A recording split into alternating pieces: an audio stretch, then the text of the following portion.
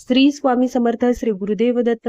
बघा, गुरुपौर्णिमेसाठी मी तुम्हाला खूप महत्वाची अशी सेवा, खूप साधी सोपी पण अत्यंत प्रभावशाली अशी ही सेवा आज सांगणार आहे. सेवा कशी करायची, कुठे करायची, त्याच्यासाठी नियम काय आहेत, सगळी सगळी माहिती मी तुम्हाला या व्हिडिओमध्ये सांगणार आहे. त्यामुळे व्हिडिओ शेवटपर्यंत नक्की बघा. तुम्हा सर्वांचं खूप खूप मनापासून स्वागत आहे आपल्या निष्ठा या युट्यूब चॅनलमध्ये. तुम्ही अजून आपल्या चॅनलला सबस्क्राईब केलं नसेल तर नक्की चॅनलला सबस्क्राईब करा, व्हिडिओला लाईक करा, कमेंटमध्ये श्री स्वामी समर्थ लिहायला विसरू नका. स्वामी बघा तुमच्या सगळ्या इच्छा पूर्ण करतील. गुरुपौर्णिमा जवळ आलेली आहे आणि गुरुपौर्णिमेसाठी आपण सेवा करत असतो. आपल्या नित्य सेवा तर नेहमी चालूच असतात. एक माळ जप असतो, 3 अध्याय आपण वाचत असतो. त्यासोबत जे भक्त केंद्रामध्ये जातात त्यांच्याकडून काही ना काही सेवा तिथे चालू असतात, त्या घडल्याच जातात. पण ज्यांच्याकडे वेळ नाही आहे, जॉब ऑफिस आहे आणि त्यांना सेवा करायची आहे. आता बघा, आपण नामस्मरणाची सेवा तर करतो आणि नामस्मरणाची सेवा देखील खूप चांगली अशी ही सेवा आहे. पण कधी कधी काय होतं ना, आपण कितीही मन लावून नामस्मरण करण्याचा विचार केला, आपण नामस्मरण करतोय श्री स्वामी समर्थ, श्री स्वामी समर्थ, पण कधी कधी काय होतं ना, की आपलं मन विचलित होतं, अचानक काहीतरी लक्षात येतं आणि मग तोंडातून तर निघतं श्री स्वामी समर्थ, श्री स्वामी समर्थ, पण मनामध्ये वेगळंच असतं, मन दुसरीकडेच फिरत असतं. आपण म्हणतो की रस्त्याने जाता उठता बसता आपण स्वामी नामाचा जप करू शकतो, पण आपण गाडीत जरी असलो ना तरी अचानक अरे महिलांचं तर असतं, दुकान दिसलं, वाव ती किती चांगली साडी आहे, ते नामस्मरण करत असलं तरी कधी कधी त्यांचं मन भरकटतं.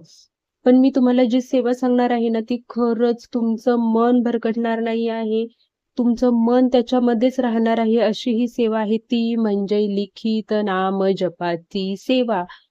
गुरु पौर्णिमेपर्यंत आपल्याला लिखित नाम जपाची सेवा करायची आहे. आता तुम्हाला संकल्प करून करायचे आहे, संकल्प न करता करायचे आहे, तुमची इच्छा. तुम्ही कशीही सेवा करू शकता. सेवा करण्याला खूप जास्त महत्व आहे आणि सेवा मनापासून करणाऱ्याला.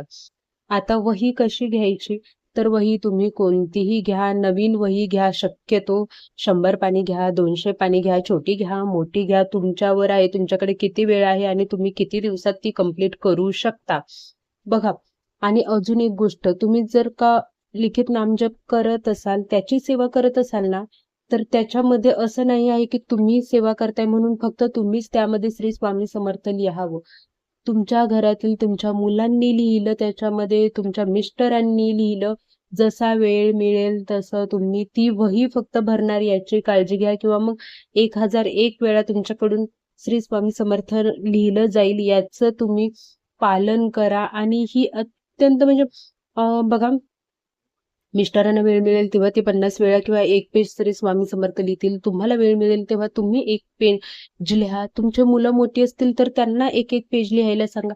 छोटे असतील अगदी 5, 8, 10 वर्षाच्या खाली, तर त्यांना तुम्ही 10 ते 11 वेळा लिहायला सांगा. कारण की मुलांच्या हातून पण ही सेवा घडणं खूप महत्वाचं आहे. बाकीच्या सेवा मुलं नामजप करू शकतात. तुमची छोटी मुलं असतील तर ते नामजप करू शकतात. असं नाहीये की ते नामजप नाही करू शकत, करू शकतात. पण आपण जेव्हा लिहितो ना, बघा आता मी जर श्री स्वामी समर्थ लिहायली ना, तर मी असं नाही लिहित श्री स्वामी समर्थ, श्री स्वामी समर्थ.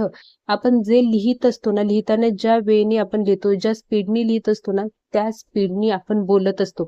त्याच्यामुळे आपलं कॉन्सन्ट्रेशन पूर्ण त्या शब्दामध्ये श्री स्वामी समर्थ याच्यामध्ये असतं आणि ते खूप महत्वाचं असतं. त्यावेळेस आपलं मन विचलित होत नाही, इकडे तिकडे लक्ष जात नाही.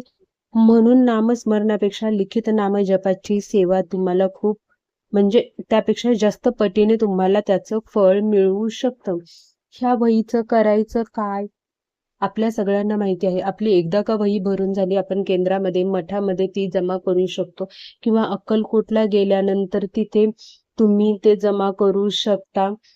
आणि फक्त एक गोष्ट लक्षात ठेवा की तुम्ही नामस्मरणाची सेवा करत असाल ना, तर तुमच्या घरात सुद्धा पाळी विटाळ असेल तर त्यावेळेस कृपया करून नामस्मरण करू नका. कारण की ते एक पवित्र असं बुक आहे, ती पवित्र अशी एक वही आहे आणि त्याला शिवता शिवत होणार नाही, याची काळजी घ्या. देवघरातच शक्यतो ती वही ठेवा. आसन घेऊन तुम्ही सेवा करा. प्रवास करत असाल इकडे ऑफिसला जाताना तुम्ही बसमध्ये पण करू शकता सेवा. पण काय असतं ना, इच्छा तुमची आहे, पण आपल्याला माहिती नसतं की आपल्या बाजूला बसणारी जी स्त्री आहे किंवा जे कोणी आहे ते कसं आहे, त्यांना काही प्रॉब्लेम आहे का नाही.